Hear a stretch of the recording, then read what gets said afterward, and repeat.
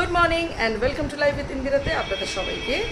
তো সমস্ত কাজ যেরকম ঘরের আমার এজেন্ডা হয়ে যায় টাইমের মধ্যে সমস্ত কিছু হয়ে গেছে। তাও আমি একটা রেসিপি আজকে করব। আমি করব একটা ইলিশের রেসিপি। রেসিপিটা খুবই শর্টকাট আর রান্না হতে লাগে পাক্কা 5 মিনিট। পেঁয়াজ দিয়ে ইলিশের হাত মাখা, তো ওটা পিউষেরও প্রচণ্ড ফেভারিট আর আমার তো আছেই বটেই। তো আর একটা কথা ছিল যে একটা ইনফরমেশন ছিল, একটা খবর ছিল আপনাদের সবার সঙ্গে শেয়ার করা, সেটা আমি আজকে করব শেয়ার। খবরটা খুশির খবর বটেই, তবে আমার মনটা খুশি নয়। তো কী খবর তো আপনারা জানতে পারবেন যখন পুরো ব্লগটা দেখবেন। তাহলে একটু কফি করে নেওয়া যাক, কফিটা খেতে খেতে বাকি ব্লগটা কমপ্লিট করি। কালু, তুমি জানলার দিকে কি দেখছো? কালু, তুমি আমার সোনা, আমার মোনা। কালু খুব রিল্যাক্স হয়ে রয়েছে একদম, মানে ওর একটা বালিশ চাই সব সময়। বালিশ পেলে আর কিচ্ছু চাই না। ওয়েদার ভালো থাকলে ফ্যান, আর ওয়েদার একটু গন্ডগোল হলে একটা এসি হলে আর কিচ্ছু লাগে না। খুব আরাম প্রিয়। চোখগুলো কি সুন্দর, সোনা সোনা চোখ, coffee colour lens, coffee colour. আজকে মর্নিং ওয়াকে বাইরে যাইনি বিকজ অনেক বৃষ্টি পড়েছে ভোরবেলা রাতের বেলা, তাই জাস্ট নর্মাল একটু গ্যারাজ থেকে ঘুরে চলে এসছে। নিচে যায় বাট মেন রোডে যাবে কিনা সেটা ওয়েদারের জন্য ডিসাইড করতে হয় যে ওয়েদার কেমন। রান্না বান্না সমস্ত কিছু হয়ে গেছে কমপ্লিট। আমি দেখিয়ে দিই কি আছে। এটা হচ্ছে কালুর চিকেন স্যুপ উইথ পামকিন, মানে কুমড়ো দিয়ে। আর আমার ডিনারের জন্য এটা হচ্ছে চিকেন স্যুপ উইথ ক্যারেট আর বিনস দিয়ে স্যুপ। আর এটা হচ্ছে পুঁইশাক, কচু আর কুমড়ো, ইলিশের মাথা, ইলিশের তেল দিয়ে। আর এখানে তো ভাত হয়েই গেছে, প্লাস এখন আমি করব ইলিশ মাছ। এটা বন্দনা দিদি করেনি, এটা আমি করব, তাই এটা এখনই আমি কুকিংটা স্টার্ট করব। টেক, কোথায় বসছিস? কালু কলা খেতে ভীষণ ভালোবাসে, তো ওকে আমি প্রায় দিনই কলা দিই। টেক ইট, ইট ভেঙে দেবো? আচ্ছা তুমি খাও, ইট ইট।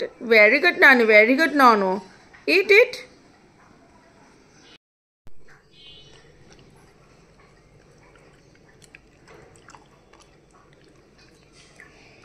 ওকে গোটা দিলে ওই রকমভাবে খায় না, ওকে ভেঙে ভেঙে দিতে হয়, ঠিক আছে? একটু প্যাম্পারিং বাচ্চা। পেঁয়াজ আমি কেটে নিয়েছি, এর সঙ্গে ইলিশ মাছটা আমি মিক্স করব। এটা হবে হাত মাখা, তো তার জন্য প্রয়োজন সবার আগে আমি এখানে একটু দিয়ে দেবো নুন, তারপরে দিয়ে দেবো একটু হলুদ, আর এটাকে ভালো করে মিক্স করে নেব।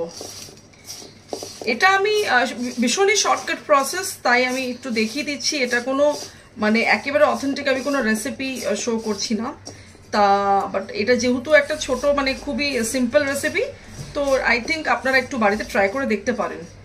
তো হলুদ মাখিয়ে দিলাম।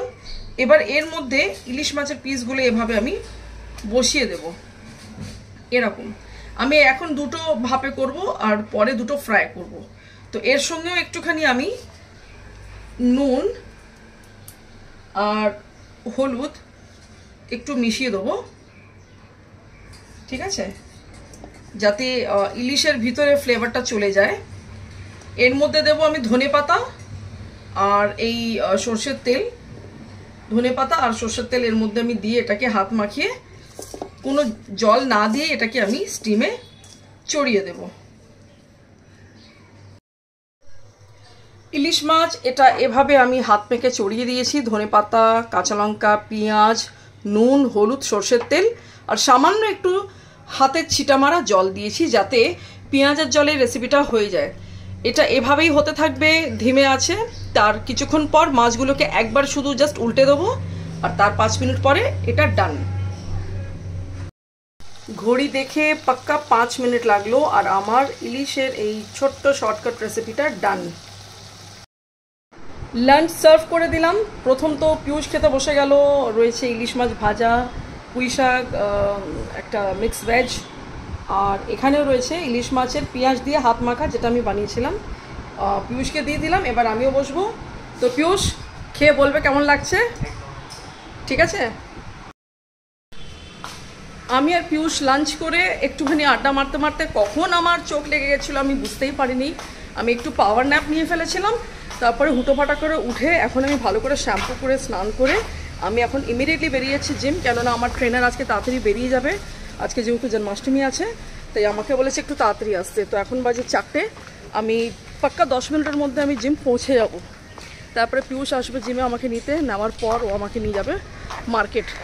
পিয়ুষেরই কোনো কাজ আছে আর কি। তো চলুন তাহলে জিম যাওয়া যাক।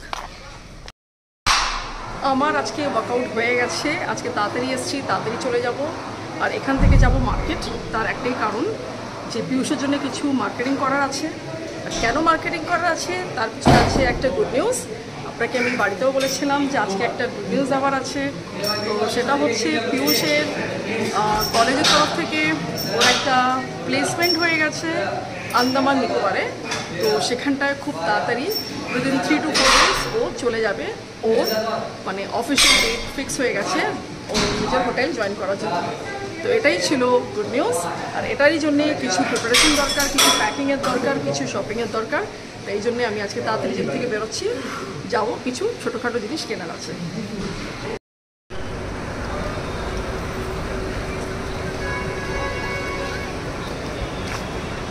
এখানে আমাদের বিশেষ কাজ নেই, কাজ হচ্ছে ময়দান মার্কেট। তাই এখান থেকে আমরা সোজা চললাম ময়দান মার্কেটের দিকে। নিউ মার্কেটে এসে দুজনে মিলে একটুখানি খেলাম ফুচকা, খেয়ে ময়দান মার্কেটের দিকে আমরা বেরিয়ে পড়লাম। তো এন্ট্রি করলাম 6 নম্বর গেট থেকে। এখানে স্পোর্টসের অনেক T shirt, track pant, sports related অনেক আউটফিট, ইউনিফর্ম পাওয়া যায়। তো পিয়ুষ ওরকম ট্র্যাক প্যান্টেই ওর কিছু নেওয়ার ছিল, তাড়াতাড়ি করে নিয়ে আমরা ওখান থেকে বেরিয়ে গেলাম। তো এটা হচ্ছে সন্ধ্যেবেলার চরঙ্গি রোড, অপোজিটেই আছে গ্র্যান্ড হোটেল। আর তারপরে আমরা আবার রাস্তাটা ক্রস করে নিউ মার্কেটেই এন্ট্রি করলাম। ওখান থেকেই ওয়াক করে আমাদের ততটা যেতে হবে যেখানে আমাদের স্কুটি পার্ক করা রয়েছে, মানে ওল্ড নিউ মার্কেটের কাছে। তো সেখানে যাওয়ার আগে আমরা চলে গেলাম শ্রী লেদার্সে, কেন দুটো পেয়ার শুজ নেওয়ার ছিল। তো ওটা ওকে ওখানে অফিসে পড়তে হবে নিজের হোটেলে। তো ওই জুতো দুটো আমরা নিতে ঢুকলাম।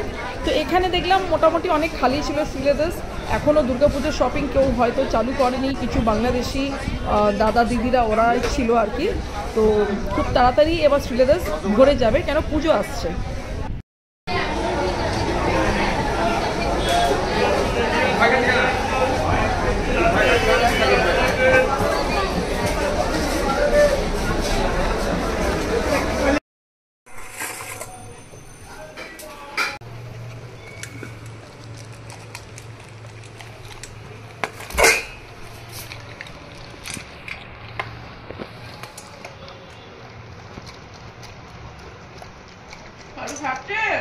হ্যাঁ, আস্তে আস্তে খাও, আস্তে আস্তে খাও। ওর দুধটা ছিল না বলে না, দেরি হয়ে গেছে।